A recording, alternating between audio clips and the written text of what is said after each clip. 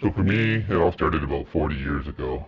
I was 6 years old, I ran out to the Christmas tree, and there was this train set underneath the tree. A little circle on a 4x4 sheet of plywood that my dad had painted brown. And that's how it all started. It was magical. So let's start by telling the viewers a little bit about him.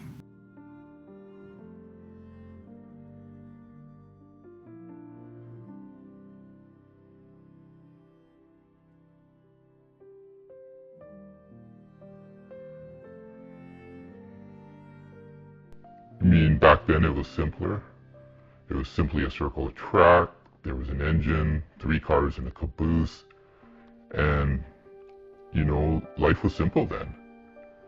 Here I am, 40 years later, I've got a model railroad that's partially built. I have a YouTube channel that I can't even manage to post frequently on, and it's a bit scary, I've kind of realized that I've done all this work and I don't even have a plan. I have no plan of action. I don't even have a track plan. Yet here I am posting videos every 6 months because I can't seem to keep up with that either, and I'm basically just realizing I'm a fraud. So can you explain for the viewers how that makes you feel?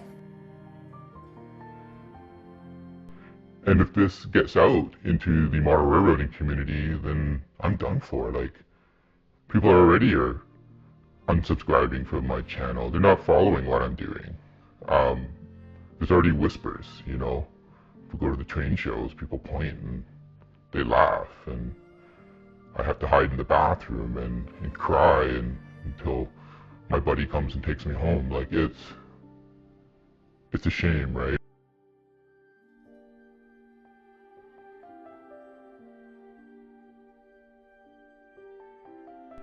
I think what I'm hoping to do here is to share my story, and other model railroaders have gone through what I'm going through and might go through what I'm going through. And if I can just help one modeler somewhere, just help them get out of their mom's basement. I mean, that would just be so fantastic, right? They can take on the world. They can do anything. They can learn from my mistakes.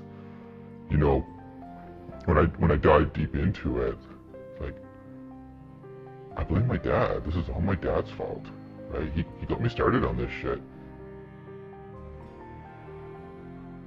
And here I am, thousands of dollars later, no track plan, a YouTube channel that's basically a fraud. Don't do what I did, kids. Just don't do what I've done. And you have to do better. So, anyways, I hope that anyone watching can sort of see their situation through my eyes and they don't end up where I've gone.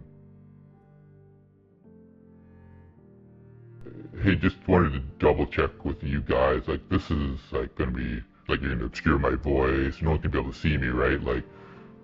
If this gets out, I'm gonna be totally done for. It's already bad enough. If they find out that it's me, that I don't have a track plan, I'm screwed, guys. Please just make sure that this is totally confidential, and we signed an NDA, right? There's total non-disclosure and all that, right? You aren't gonna screw this up.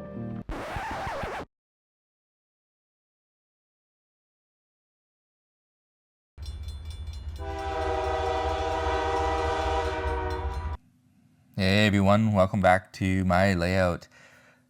So, I've been stuck in analysis paralysis. Poor Frank has not had any place to live for 3 years now, and he seems bitter about it based on that little docuseries we just did. So, my goal here is to sort of introduce some of the concepts and ideas I had. I had been thinking about doing a loop-to-loop, a continuous loop versus a point-to-point type layout, and continuous loop layouts are great for beer drinking, sitting around, watching trains go in circles. But I'm really more into operations, and as much as I like to sit and watch trains go around in circles and drink beer, I really want to actually have some fun and some enjoyment with this layout. So I've got a few things on the screen here. just some few ideas I've been tossing around, and I'll sort of explain them a little bit to you here as we go. Sort of the first things to note is the overall size of the layout here. So the center peninsula in the middle here is just over 2 feet right there. The overall width of this turn back here is 6 feet 3 inches. The overall width of my layout is almost 14 feet. This width here, which I don't have marked on there, is approximately 10 feet long. And my first module that you watch me build ends right here. So that is 4 feet from here to here. So that's kind of what I'm playing with. And a piece of what I was trying to figure out too is how to do my layout in such a way that I can have the most operations if it's going to be a point-to-point type layout, and how can I determine what kind of trains I'm going to be running and stuff. So I'm just going to take a couple of these layers off. I'll take the buildings off. We're going to take the trains off just for a moment and get rid of all those measurements, and let's get rid of the view block. So looking at this, got a few things on the go here. My thought was to have my trains staged. I need staging. I love staging. I like that idea. And so by plotting this using SketchUp, I was able to tell that I could fit 5 tracks here. And they are on 2-inch centers because I really like realistic centers. If in the real world, if you get down and you measure tracks, I suggest using Google Earth to do that.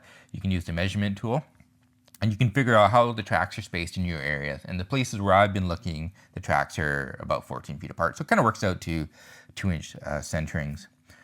So that's staging. So my thought was, well, I want to be able to stage, but I don't want to be able to see it. And so that's where that view block that I took away came in, right there. So that then allows me to have totally divided scenes. So when you're in here working away, you don't have to stare at the staging yards, but the staging yards are daylighted, so they're easy to access.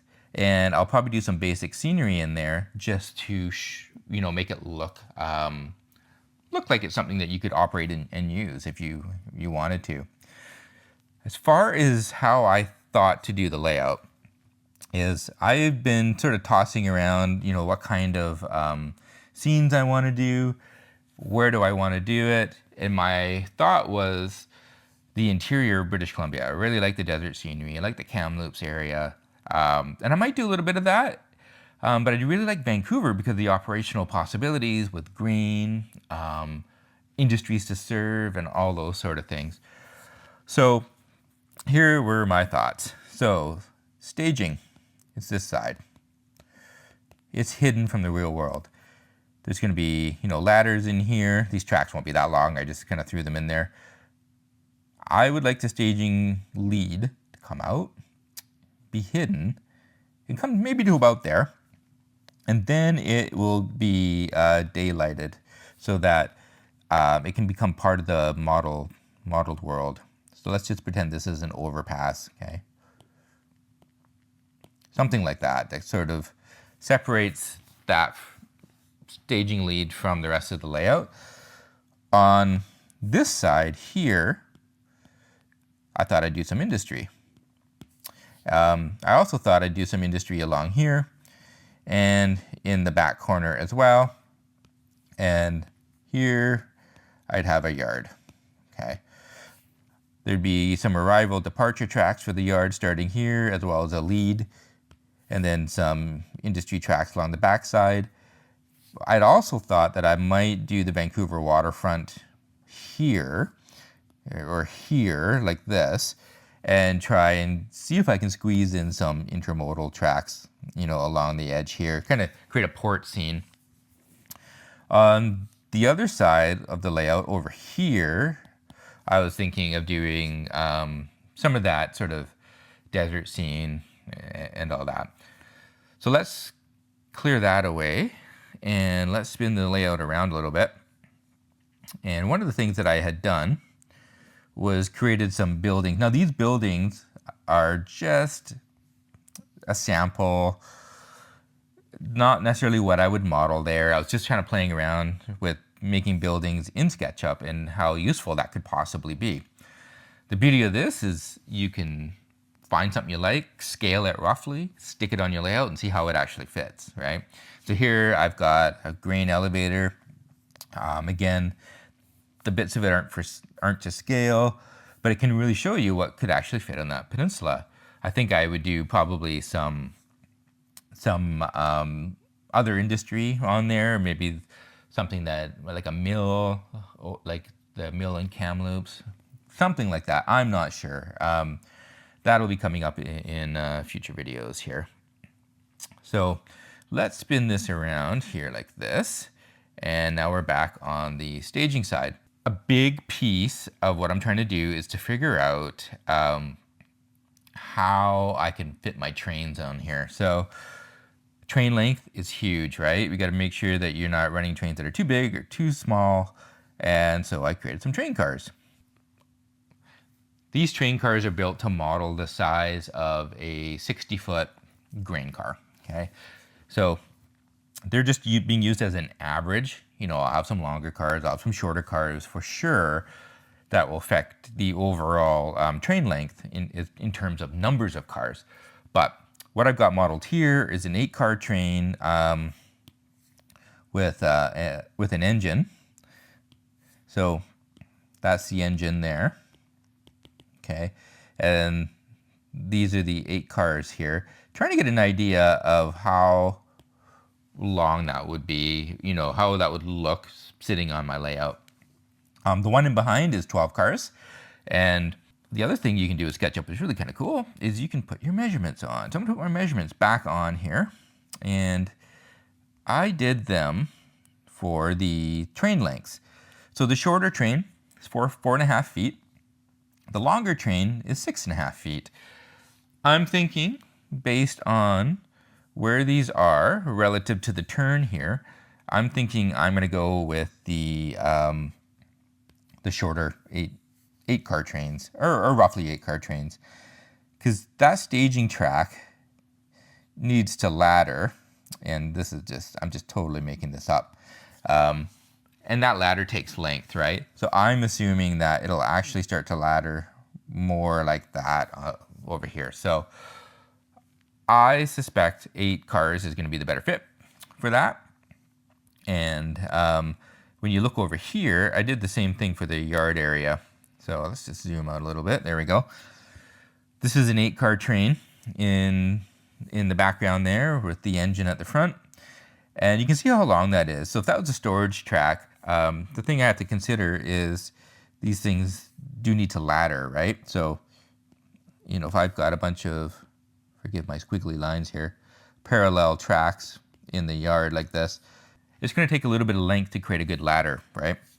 So in the foreground, you can see I've actually modeled a number 8 switch. I'm using number 8 switches on my layout. Number 8 switch, that's this thing here. And they're about 1 foot long. Now this is over modeled in length. The functional unit of a number 8 switch is about 1 foot in length. So using SketchUp, I can model the switch as a component and just quickly drop them in, flip them over, and now a right hand becomes a left hand in an instant. And I can snap them to the ends of the track that I'm drawing, and I can also draw curves on SketchUp. So that'll keep me honest, because back to our yard ladder here, right? If you're doing like on pen and paper and you're not using a proper reference or grid lines and maybe you're just sketching it, you can kind of get a little ambitious with how many switches and tracks you can fit into a space. So SketchUp will keep it honest. Again, you know, like this will need to start turning and then coming this way and heading around the corner over to here. I also want, you know, to model the port and maybe some container traffic in this corner like so. And so I need that room to do that arc around the corner and still have a ladder and still have sufficient storage. You can imagine if I had that 12-car train over here, it would probably end right there. and it would create all sorts of issues with getting the yard kind of going around that corner. So that's basically it. Those are some of the main features I wanted to show. I think in the next video, what I'm going to do is make some progress on this. I'm going to actually figure out what industries I want, where I want them, and come back with a little bit more of a track plan before Frank completely disowns me. If you're interested in me showing how I put some of the track components together properly, not just sketched out like this, let me know in the comments, and I'd be happy to throw in another video or so to sort of help explain how you can use SketchUp for free to do your design plan. And we'll see you in the next one.